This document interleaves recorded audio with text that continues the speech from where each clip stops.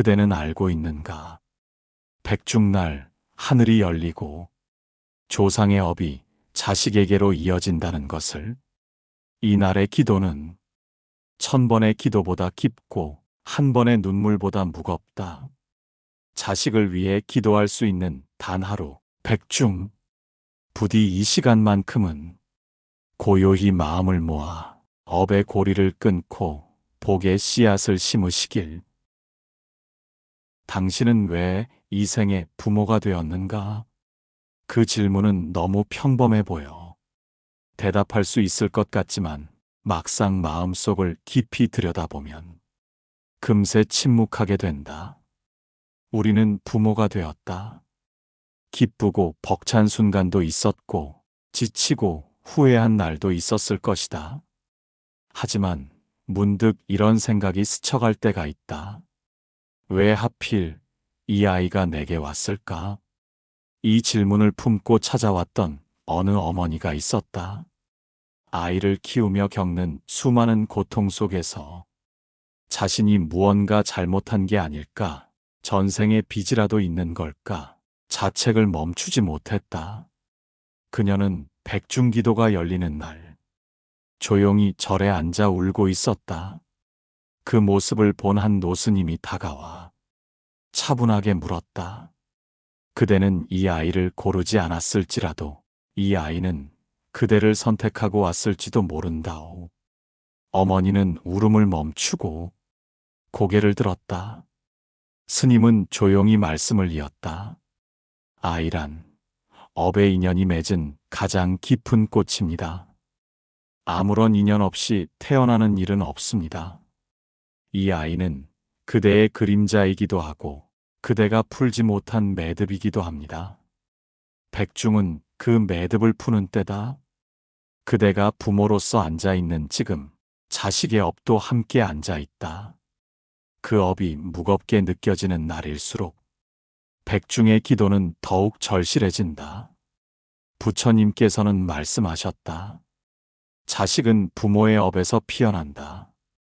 그러니 자식을 위한 기도는 곧 자신을 위한 참회이자 회향이다. 어느 노승은 자신이 평생 수행하며 가장 어렵고 깊은 기도가 바로 자식에 대한 기도였다고 고백했다. 자식의 이름을 마음속에 놓고 매일같이 연부를 올렸지만 그 아이는 세상의 고통에 흔들렸고 원망과 거리감은 더욱 깊어졌다고 했다. 그러던 어느 날 그는 문득 깨달았다. 나는 아이를 바꾸고 싶어 기도했지만 정작 나 자신은 한 발자국도 움직이지 않았다. 그 순간부터 그는 아이를 위해가 아닌 나의 업을 닦기 위해 기도하기 시작했다. 신기하게도 아이는 말을 하지 않아도 그의 변화된 기운을 느꼈고 서서히 마음을 열기 시작했다. 기도는 결국 상대를 바꾸는 것이 아니라 나를 맑히는 일이다.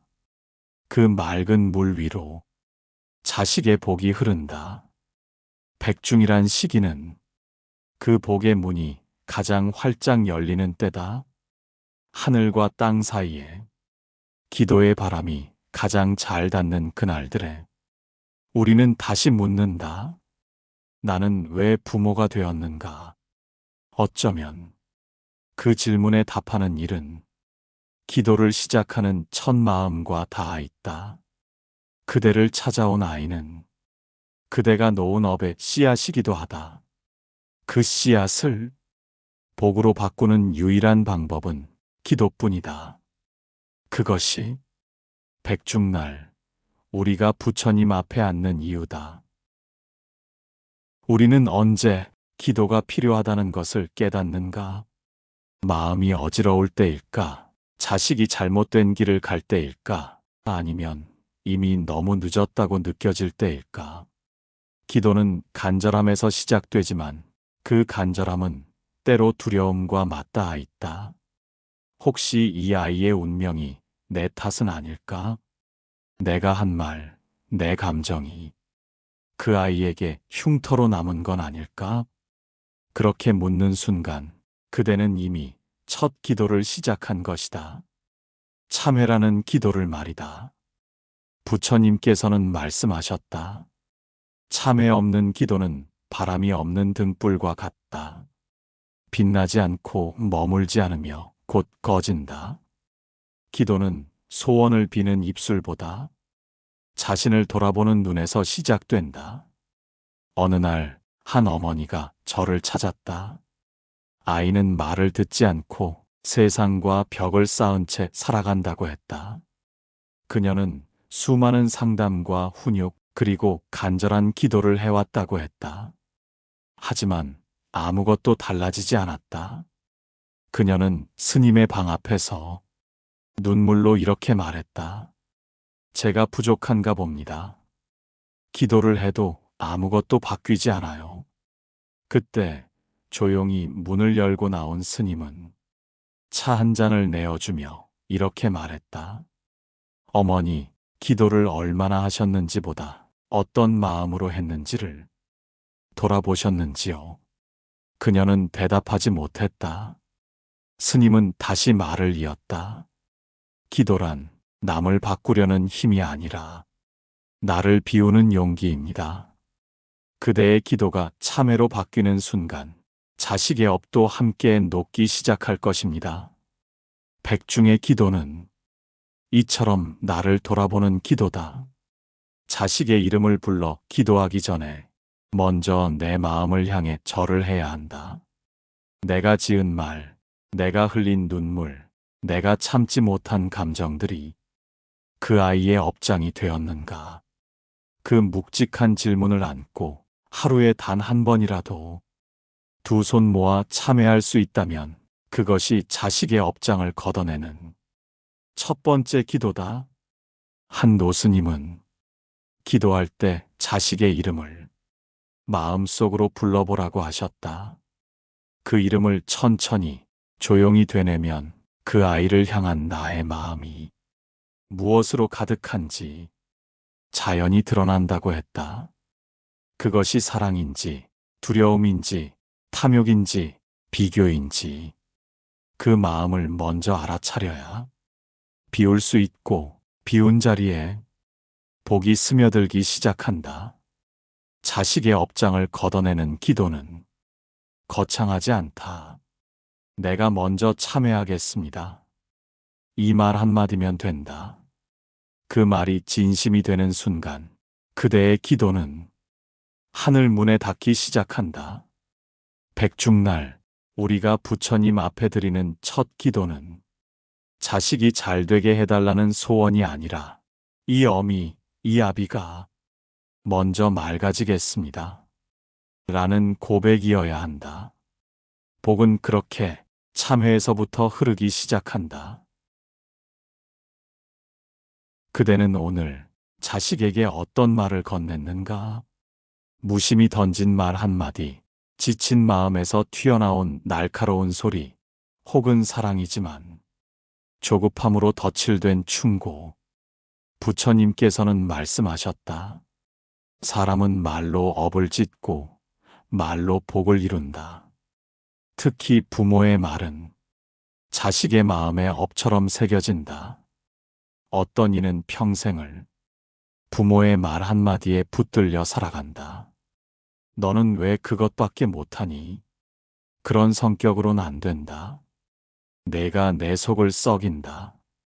그 말들은 마치 돌멩이처럼 아이의 마음에 쌓인다. 시간이 지나면 그것은 무게가 되고 무게는 방향이 되고 결국 그 아이의 삶을 어디론가 끌고 간다. 그대는 그 무게를 가볍게 해주고 있는가? 아니면 더 얹고 있는가? 한 제자가 부처님께 물었다. 세상에서 가장 빠른 무기가 무엇입니까? 부처님은 대답하셨다. 혀다. 입에서 나온 순간 돌아오지 않으며 심장을 찌른다. 말은 칼보다 빠르고 불보다 뜨겁다. 특히 부모의 말은 자식의 운명을 좌우하는 칼끝이다. 어느 날 한 스님이 법회 도중 이런 이야기를 들려주었다. 한 아이가 있었다. 어릴 때부터 늘 넌 안 되라는 말을 듣고 자랐다. 스스로를 믿지 못했고 무슨 일을 해도 결국 실패할 것이라는 불안 속에 살았다. 그러던 어느 날 아이의 어머니가 백중 기도를 시작했다. 스님은 조용히 일러주었다. 기도도 하시되 말부터 바꿔보십시오. 그날부터 어머니는 아이가 실수를 해도 이렇게 말했다. 괜찮아. 천천히 해도 돼. 넌 이미 잘하고 있어. 놀랍게도 아이는 달라지기 시작했다. 표정이 부드러워지고 눈빛에 힘이 생겼다. 무엇보다 스스로를 미워하지 않게 되었다. 말 한마디가 그 아이의 운명을 바꾼 것이다. 백중은 업을 걷는 시기다. 그 업 중엔 말로 지은 업이 가장 깊다. 그러므로 자식을 위한 백중 기도는 말부터 닦는 일이다. 오늘 자식에게 이렇게 말해보라. 너는 있는 그대로 소중하다. 힘들 땐 말해도 된다. 나는 너를 믿는다. 그 말은 기도보다 먼저 닿는다. 기도는 마음에서 울리고 말은 귀를 통해 바로 심장으로 들어가기 때문이다. 부처님께서는 말을 씨앗이라 하셨다. 그대가 오늘 심은 말이 내일 자식의 삶을 꽃 피우기도 하고 가시덤불을 만들기도 한다. 그러니 묻는다. 그대는 오늘 어떤 씨앗을 심었는가? 백중날 부처님 앞에 앉기 전 자식의 이름을 떠올리고 그 아이에게 했던 말을 하나하나 되짚어보라. 그 말이 복이었는지 업이었는지 가슴으로 느껴보라. 기도는 입술이 아니라 침묵 속에 먼저 깃든다. 그 침묵이 맑아질 때 비로소 자비로운 말이 흘러나온다. 그 말이 바로 자식의 업을 걷어내는 두 번째 기도다. 그대는 누구를 향해 기도하고 있는가? 우리는 기도를 한다. 자식이 아프면, 시험이 다가오면, 길이 막히고 마음이 흔들릴 때 두 손을 모으고 눈을 감고 그 아이를 위한 복을 빈다. 하지만 그 기도가 어디를 향하고 있는지 생각해 본 적이 있는가? 백중은 기도의 방향을 정비하는 시간이다. 무엇을 비느냐보다 누구에게 비느냐가 더 중요해지는 순간이다. 기도는 공허한 바람이 아니다. 마음의 향은 반드시 어디론가 향해야 하고 그 향이 닿는 곳에 따라 기도는 달라진다. 어느 노스님은 기도를 세 방향으로 나눠 설명하셨다. 첫째, 자식에게로 향하는 기도. 이 아이가 잘 되게 해주십시오. 이 아이가 아프지 않게 해주십시오. 간절하지만 이 기도는 때로 집착이 되고 탐욕이 되어 돌아올 수 있다. 기도의 모양은 사랑인데 실은 불안과 조급함이 깃들어 있다. 둘째, 나 자신을 향한 기도. 내가 부족했습니다. 내가 지은 업을 참회합니다. 이 기도는 기도하는 이의 마음을 맑히고 자식에게 흘러가는 기운을 바꾼다. 하지만 그것만으로는 부족하다. 그래서 부처님께서는 가장 깊은 기도를 셋째, 조상과 부처님을 향한 기도라 하셨다.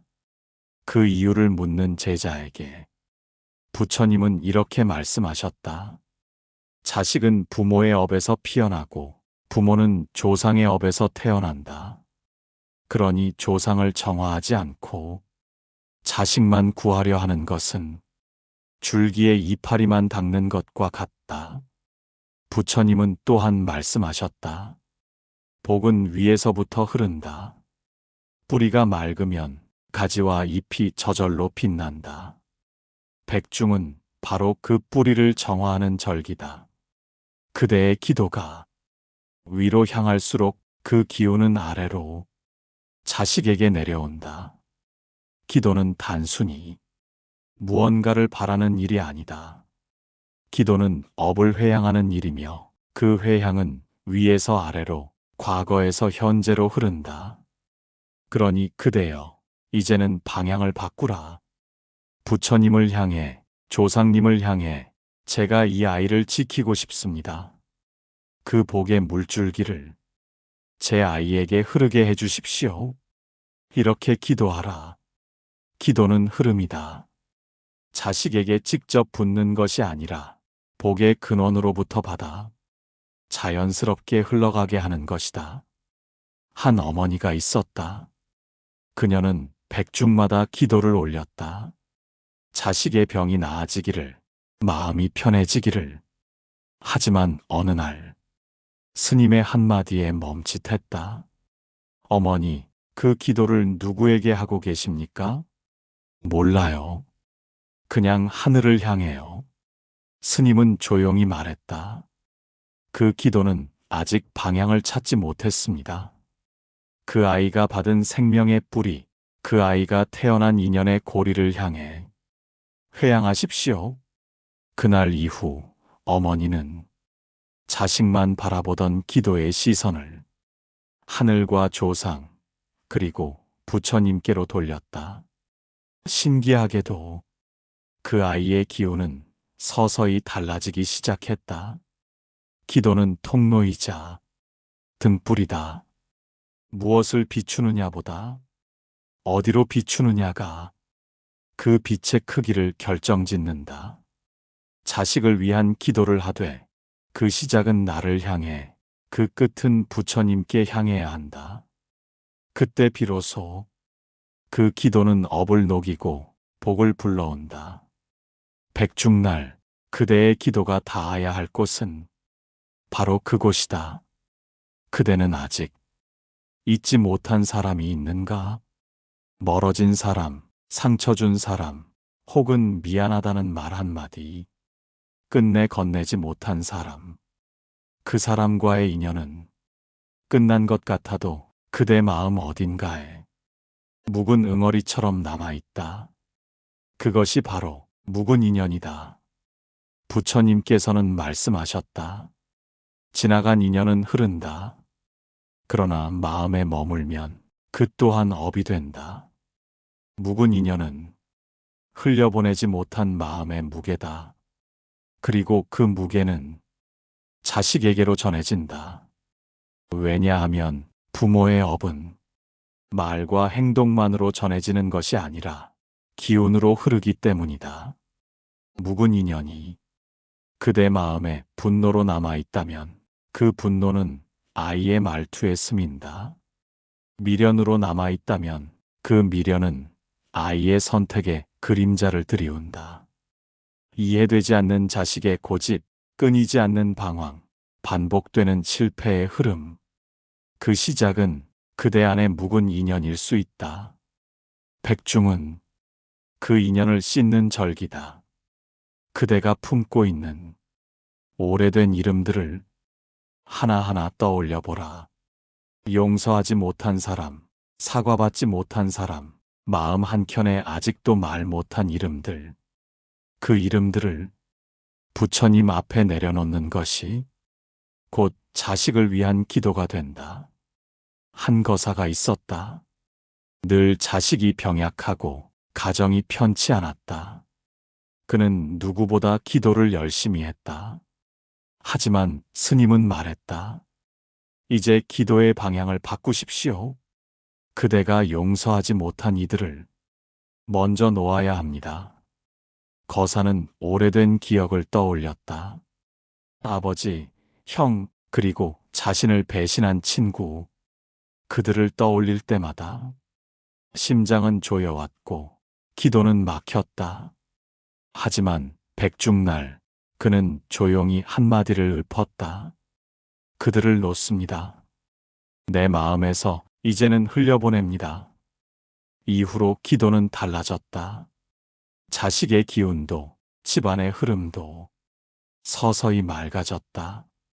묵은 인연은 눈에 보이지 않지만 자식의 복을 가로막는 보이지 않는 장막이 된다. 그 장막은 기도로 지울 수 없다. 참회와 회향으로만 걷어낼 수 있다. 그러니 그대여, 기도문을 시작하기 전 이렇게 말해보라. 이름 모를 이들에게도, 내가 상처 준 모든 인연에게도 이 마음을 회향합니다.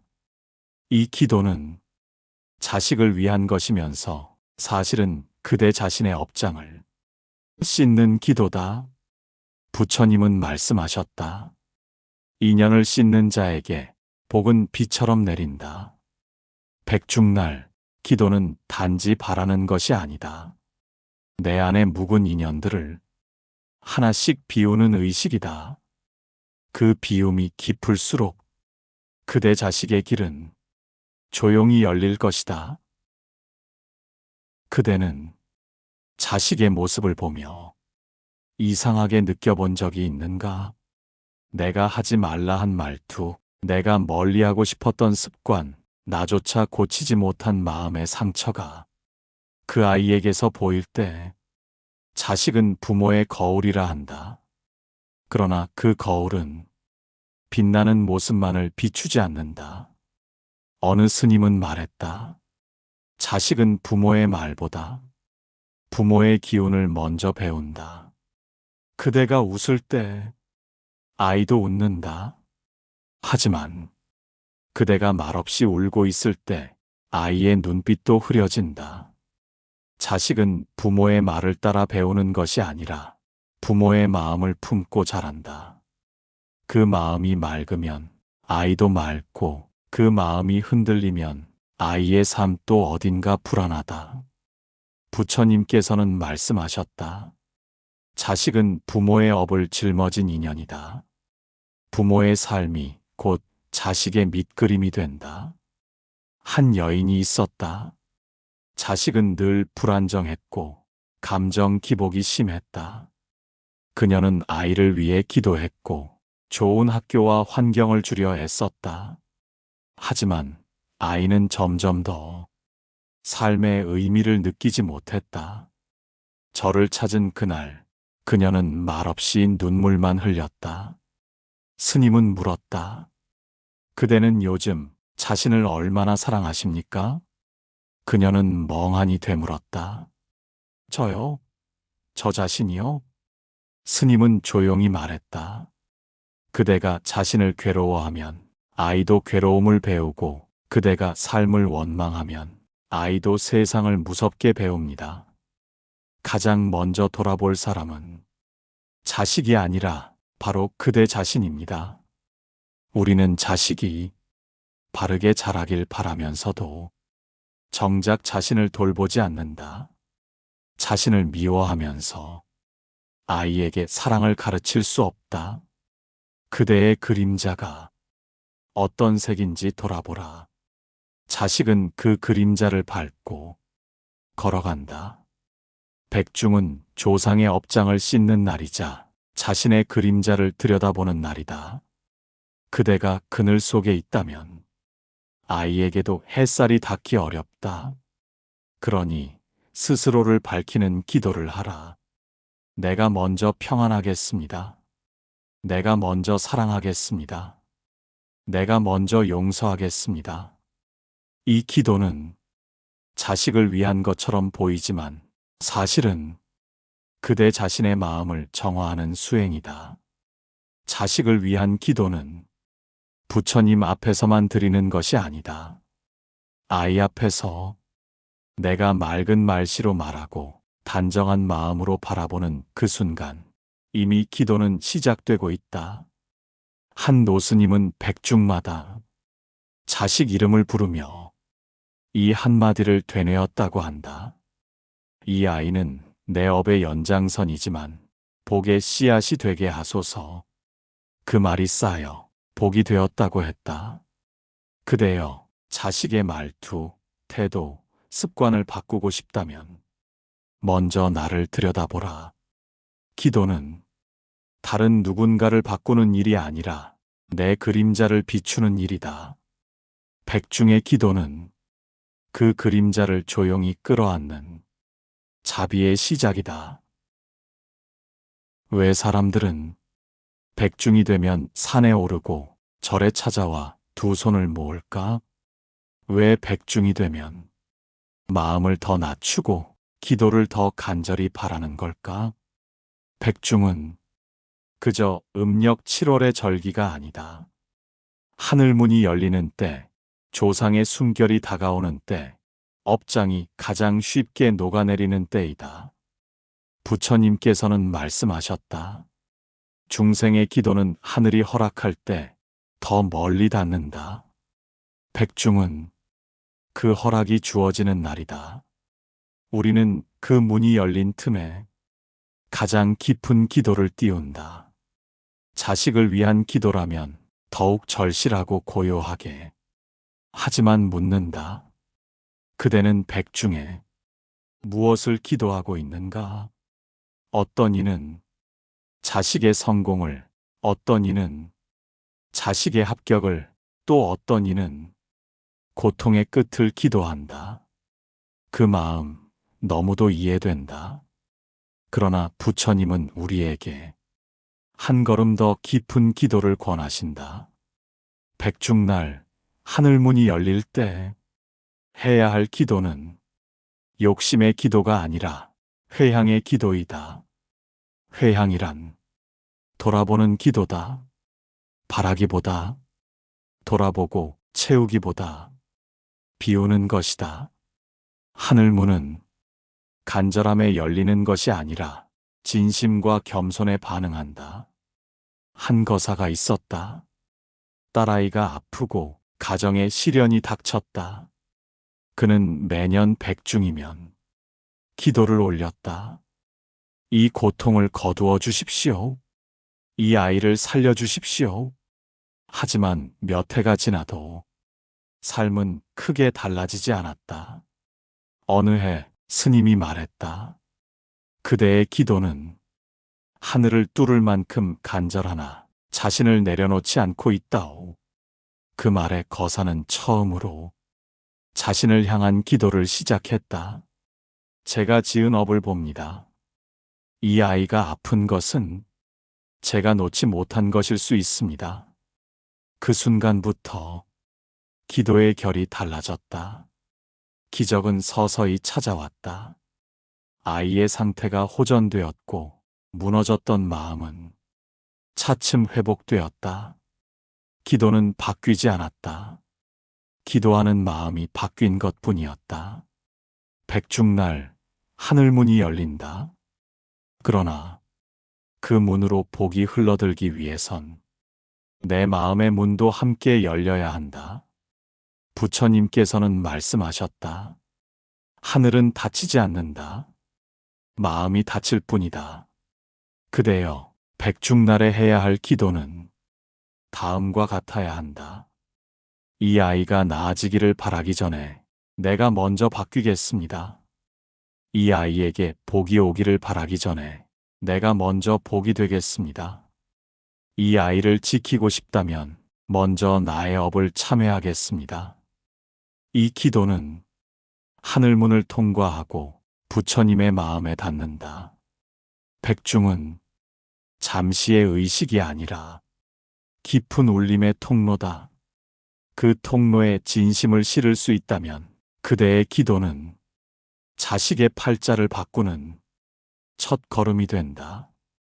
하늘문은 지금 열려 있다. 그 문이 닫히기 전에 그대 마음의 문부터 천천히 열어보라. 그대는 기도를 올릴 때 무엇을 바라보는가? 자식의 얼굴? 지금 막힌 현실? 앞날의 불안한 그림자? 기도란 무엇인가? 우리는 종종 기도를 무언가를 얻기 위한 수단으로 여긴다. 이 아이가 대학에 붙게 해달라. 우리 집에 돈이 들어오게 해달라. 남편이 마음을 고쳐먹게 해달라. 그 소원들은 너무도 익숙하고 어쩌면 당연하다. 사람은 희망 없이는 살 수 없고 기도는 그 희망을 붙드는 끈처럼 느껴진다. 하지만 부처님께서는 다르게 말씀하신다. 진짜 기도는 무언가를 얻는 것이 아니라 무언가를 내려놓는 것이다. 무언가를 얻고자 하는 기도는 탐욕과 두려움을 바탕으로 한다. 이걸 못 얻으면 어떻게 하지? 이게 없으면 나는 무너질 거야. 그러나 회향의 기도는 다르다. 비움에서 시작하고 감사로 끝난다. 한 보살님이 있었다. 아이가 아프고 수년째 병원을 전전했다.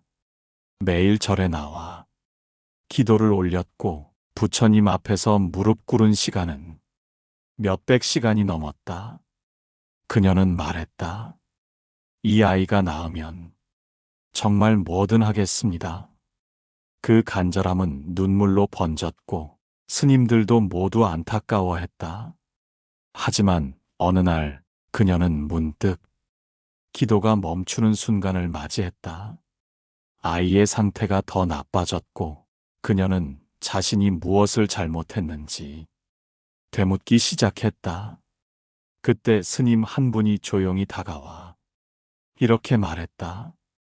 보살님, 이제는 바꾸십시오.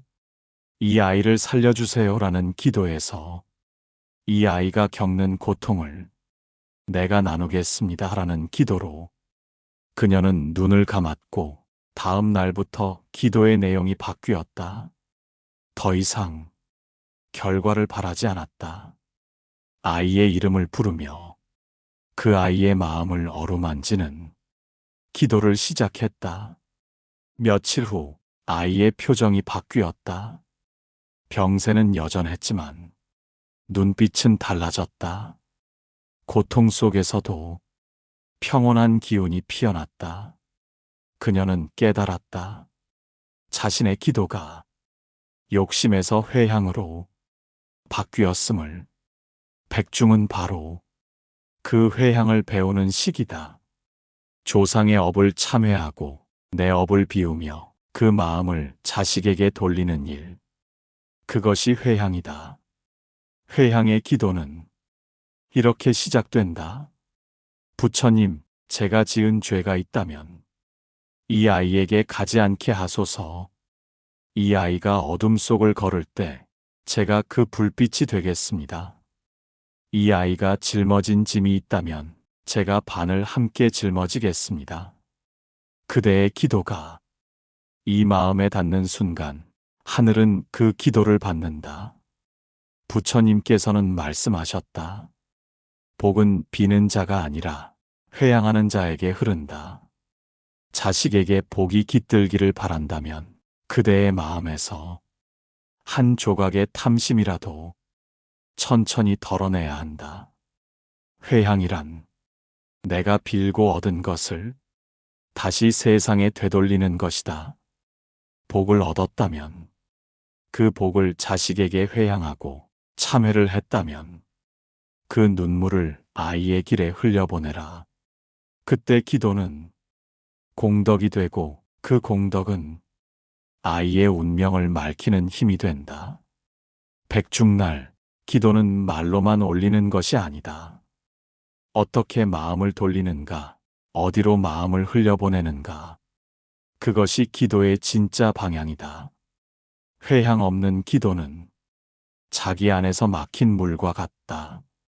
이제는 흘려보낼 때다.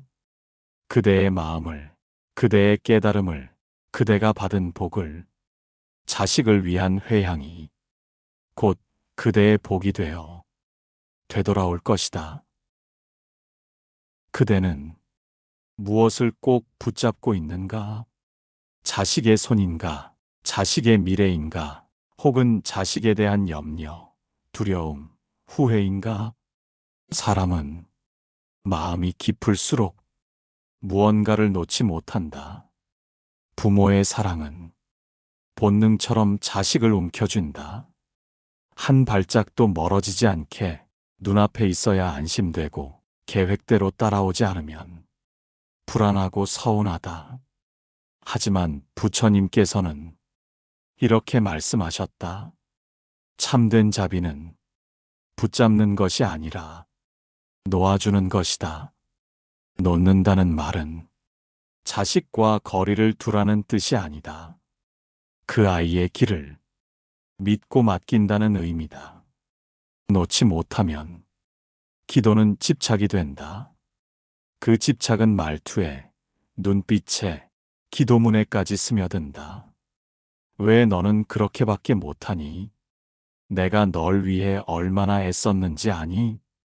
너만 잘 되면 소원이 없겠다. 이 말들 안에는 사랑도 있지만 두려움과 억눌림도 함께 담겨 있다. 한 어머니가 있었다.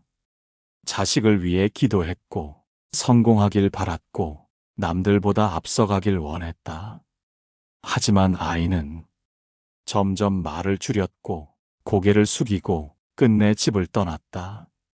그녀는 절에 와서 눈물로 말했다. 제가 뭘 그렇게 잘못한 걸까요? 아이를 위해 한 일뿐인데. 스님은 조용히 물었다. 붙잡으려 한 것이 아이였습니까? 아니면 어머니의 기대였습니까? 그녀는 말없이 고개를 떨구었다. 그대여, 이제는 분별할 때다. 무엇을 놓고 무엇을 붙잡아야 하는가? 놓아야 할 것은 기대다. 내 방식대로 되길 바라는 마음. 자식이 내 마음을 다 이해하길 바라는 집착. 붙잡아야 할 것은 기도다. 그 아이를 있는 그대로 부처님께 맡기고 내 마음을 다듬어가는 끊임없는 정진. 놓아야 할 것은 과거다. 내가 했던 실수, 아이에게 남긴 상처. 그 자책은 기도로 씻고 떠나보내야 한다. 붙잡아야 할 것은 자비다. 그 아이가 실수할 때도, 말을 거칠게 할 때도 묵묵히 품어주는 따뜻한 시선. 부처님께서는 이렇게 말씀하셨다. 잡는 손보다 놓는 마음이 복을 부른다. 우리는 자식을 위해 많은 것을 주려 한다. 좋은 학교, 좋은 친구, 좋은 습관, 좋은 직업. 하지만 정작 중요한 것은 그 아이가 자기 길을 스스로 걸을 수 있도록 비워주는 일이다. 백중은 그 비움의 시작이다. 기도란 놓을 줄 아는 사람의 고요한 선언이다. 이제는 이렇게 말하라. 나는 이 아이를 내가 아니라 부처님께 맡깁니다. 나는 이 아이의 미래를 내가 아니라 이 아이의 업과 복에 맡깁니다. 그 순간 기도는 노음이 되고 노음은 곧 믿음이 되며 그 믿음은 자식의 복이 된다. 부모가 자식을 향한 손을 조금 거두었을 때 그 아이는 비로소 자기 삶의 두 다리로 세상을 딛기 시작한다.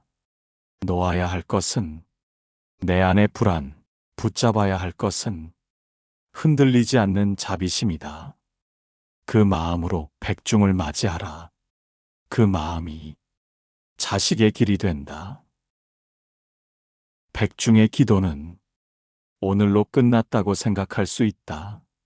49일 동안 부처님 앞에 앉아 기도하고 절하고 참회했으니 이제 다 끝났다고 여길 수도 있다. 그러나 부처님께서는 말씀하셨다.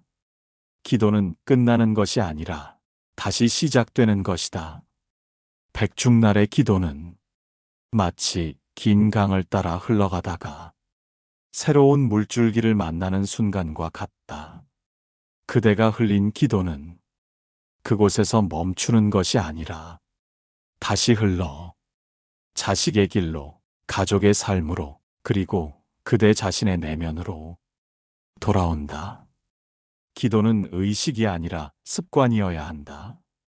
백중날 한 번만 두 손을 모은다면 그 기도는 마치 모래 위에 그린 글자처럼 곧 사라진다.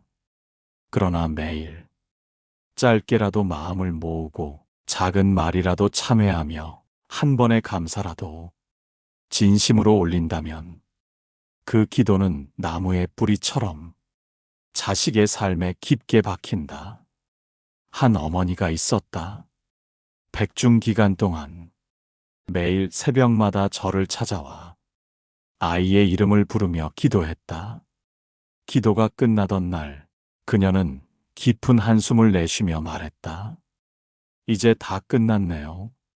정말 열심히 했습니다. 그때 스님이 조용히 말했다.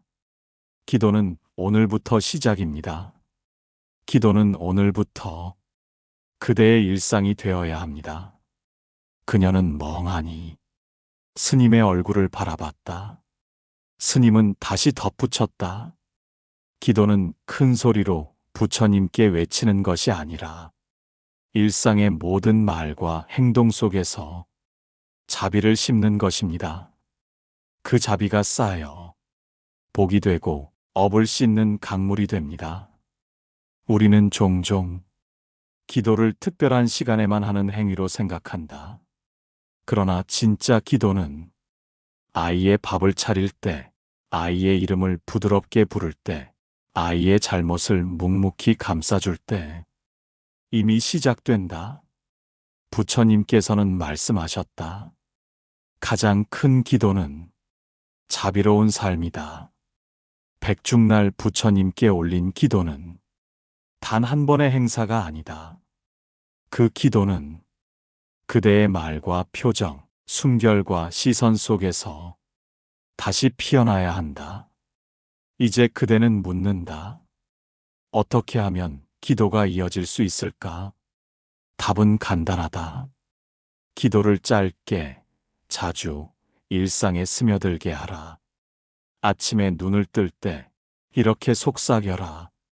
오늘 하루 이 아이가 웃을 수 있길 바랍니다. 식탁 앞에서 이 밥이 아이의 힘이 되길 바랍니다. 잠들기 전 오늘 내 말 속에 아이에게 상처 준 것이 없는지 참회합니다. 이런 기도는 부처님 앞에서 드리는 만 번의 절보다 더 깊이 자식의 복을 여는 힘이 있다. 백중은 그 사실을 깨닫게 하기 위한 큰 깨우침의 절기다. 기도는 길다. 끝이 없다. 왜냐하면 삶이 그렇기 때문이다. 오늘의 기도가 끝나면 내일의 기도가 시작된다.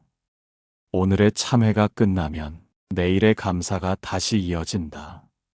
자식을 위한 기도란 끊임없이 이어지는 부모의 마음 그 자체다.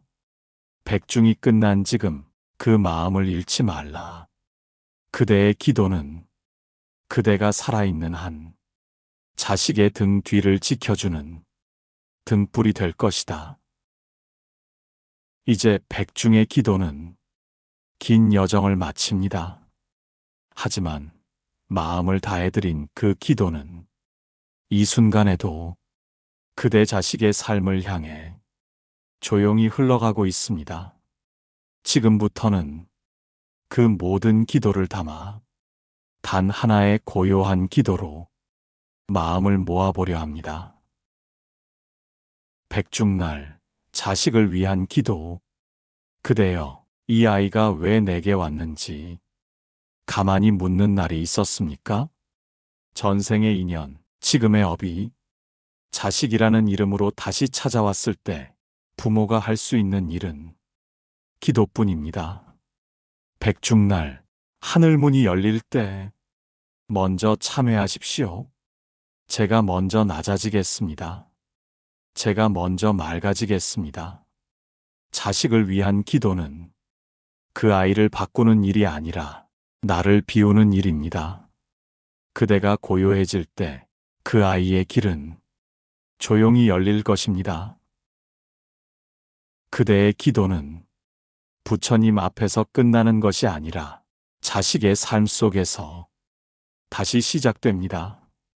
오늘 이 말씀이 그대 마음에 잔잔한 물결이 되었다면 구독과 좋아요로 조용히 마음 공양 함께 해주세요. 그 공양은 언젠가 자식의 웃음이 되어 그대에게 되돌아올 것입니다. 감사합니다. 그리고 평안하시기를 바랍니다.